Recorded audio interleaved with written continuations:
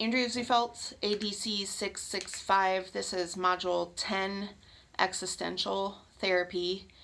We're going to focus this time on the co-occurring aspect of substance use and mental health, mild mental health, and how existential therapy can really help bring those two things together for the client to be able to maneuver life in a more practical manner instead of deciding to not deal with anxiety by using.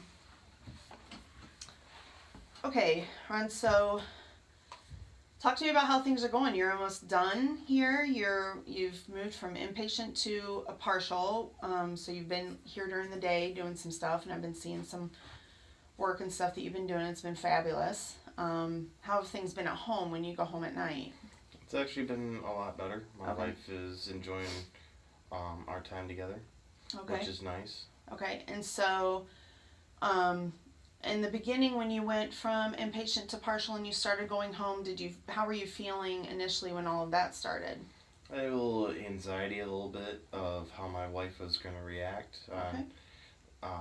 Me being kind of like the way I was before the accident. Okay, so and how long did that last, do you think? Probably a few weeks of the treatment. Okay, so what did you do to work on handling that anxiety that you were feeling? I did a lot of reading, like my counselors told me to do, and it did seem to help a little bit with the anxiety. Okay. My wife and I sat down and had discussions, which also seemed to help. Okay, excellent. And so now you've been in partial, you've been going home for the past month or so, and things, from what I understand, are going to start with you getting back into employment again, which is, it's fabulous that your employer is welcoming you back. So that definitely leans towards some positive thoughts that they have for you and being able to come back and still be able to work for them. How are you feeling about that?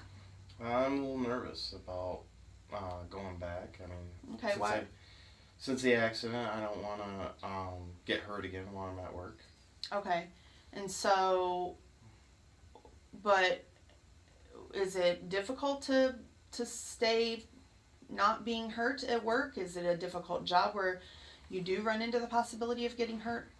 The thought does cross my mind since I'm the material handler and I have to load and unload semi-trucks. Okay, which caused the accident. Right, and so you were unloading a truck when you had the accident. Correct. Okay, and so you're still going to be going back to that position. Yes.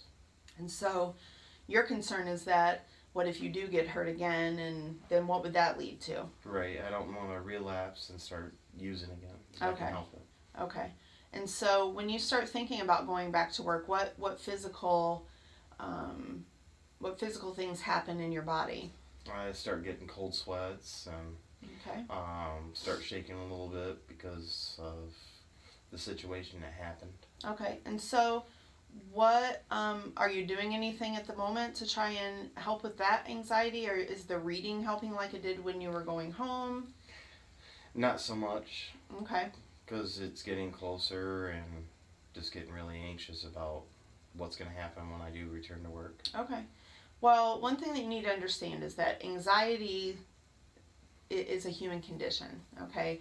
We all get some form of anxiety when we have things. And when you have a traumatic experience like what you experienced, there is that concern. And then, of course, your brain will continue to lead toward what got you in the general position that you're in now, okay? And so maybe your anxiety isn't necessarily about going back to work only, but going back to work, getting hurt, using people not trusting you, and then just doing all of this over again. And ultimately your anxiety could be the fact that you fail, right?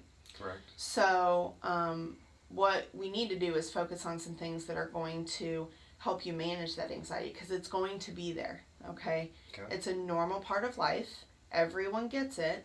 It's how you handle it is what matters across the board in being able to continue to function throughout that situation, okay? All right. So I like that you said that, your other counselor had mentioned maybe reading some books and stuff like that. to help with your home life. But again, the accident didn't happen at home, and so you don't have that experience that's attached to that. So I can see where reading, while beneficial, does not necessarily help with that anxiety. Okay, so one thing that you need to definitely work on is make a plan, right, that you're going to have for these things. So when you do start back to work, you're going to have that anxiety. How are you going to deal with that? Are you going to be able to take breaks where you can be alone and breathe, maybe for 5 or 10 minutes? Are you going to be able to take a short walk on a break where you can just kind of breathe deep while you're walking and maybe release some of that stress? Have you thought about even going into the work and just talking to people and just kind of slowly getting yourself reacclimated? Maybe not actually physically doing the work, because I know that they have you unable to come back until a certain time for work, but maybe just to talk to people, just be in the building, and just bring yourself back into that environment slowly before you just jump back in.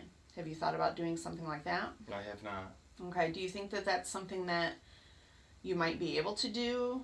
I'm sure my company would allow me to do that. Okay, and so you see where I'm going with that. It's being in that building, what you don't want is to have all of this anxiety that you can't really do anything with, right? Right. Build up until the day that you go in there, and then all of a sudden it all just kind of bursts on you, and then you're there day one, Right. and so maybe you just go in and you just see how everybody's doing, or maybe you even go in and talk to them about maybe doing half days for a little bit as opposed to getting full in on a full day, and just explain, your concerns.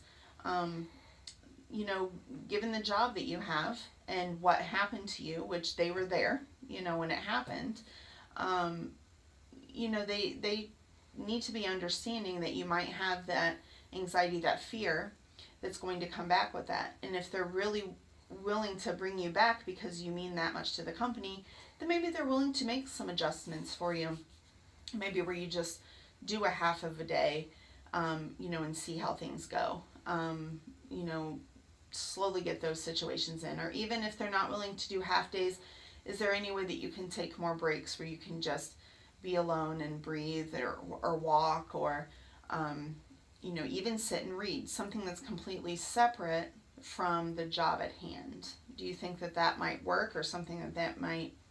Yeah, I might be able to ask my employers if they'd be okay with that. I'm sure they would, after me being off of work for such a long period of time. Okay. And so you understand, though, that this anxiety it's not, no matter what you do, it's not going to go away right away, all right? I mean, it didn't go away right away with your wife, right? So, taking it slow and just understanding and remembering that this is normal, and it doesn't mean that there are things creating within your body and within your brain that are leading you back towards negative aspects of your life, but just kind of maybe seeing how well you can handle it. So think about it as like a test, and you might be able to pass with flying colors, and you might have some struggles, and that's okay, all right? But recognizing how those feelings are making you feel and what's getting you to that point, and making sure that you have a plan in place where you can say, nope, I'm not going this far with that. Yeah, I know that you're there, anxiety, but we're going to get through this, and just take it day by day. Okay. Okay? That sounds like a plan.